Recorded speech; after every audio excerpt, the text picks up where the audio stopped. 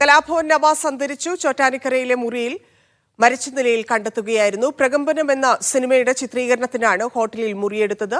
ഹൃദയാഘാതം മൂലം കുഴഞ്ഞു വീണു മരിച്ചെന്നാണ് പ്രാഥമിക നിഗമനം. മോസന അസു ചേരുന്നുണ്ട്. മോസന, എന്തൊക്കെയാണ് ലഭിക്കുന്ന വിവരം? ആശുപത്രിയിൽ നിന്ന് അറിയാൻ സാധിക്കുന്നത് എന്താണ്?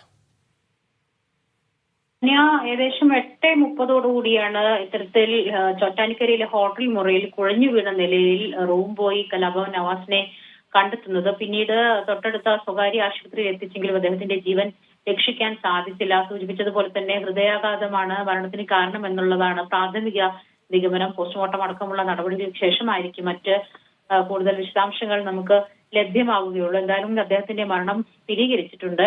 8:30 ഇത്തരത്തിൽ അദ്ദേഹത്തെ സിനിമാ ചിത്രീകരണത്തിനായി ചോറ്റാനിക്കരയിൽ എത്തിയതായിരുന്നു. അവിടെ മറ്റ് ആളുകളും ഉണ്ടായിരുന്നു. പക്ഷെ മുറിയിൽ അദ്ദേഹം മാത്രമായിരുന്നു ഉണ്ടായിരുന്നത്. മറ്റ് ആരോഗ്യ പ്രശ്നങ്ങളൊന്നും തന്നെ കൂടെ ഉണ്ടായിരുന്ന ആളുകൾക്കൊന്നും ശ്രദ്ധയിൽപ്പെട്ടിരുന്നതുമില്ല. അതുകൊണ്ട് തന്നെ അദ്ദേഹം ഒറ്റയ്ക്കായിരുന്നു മുറിയിൽ ഉണ്ടായിരുന്നത്. പിന്നീട് റൂം ബോയ് എത്തിയപ്പോഴാണ് ഇത്തരത്തിൽ കുഴഞ്ഞു വീണ നിലയിൽ അദ്ദേഹത്തെ കണ്ടെത്തുകയും പിന്നീട് ആശുപത്രിയിൽ എത്തിക്കുകയും ചെയ്തത്. പക്ഷേ ജീവൻ രക്ഷിക്കാൻ സാധിച്ചില്ല. നമുക്കറിയാം, വാത്സല്യം എന്ന ശ്രദ്ധേയമായ ചിത്രത്തിലൊക്കെ തന്നെ അഭിനയിച്ച പഴയകാല നാടൻ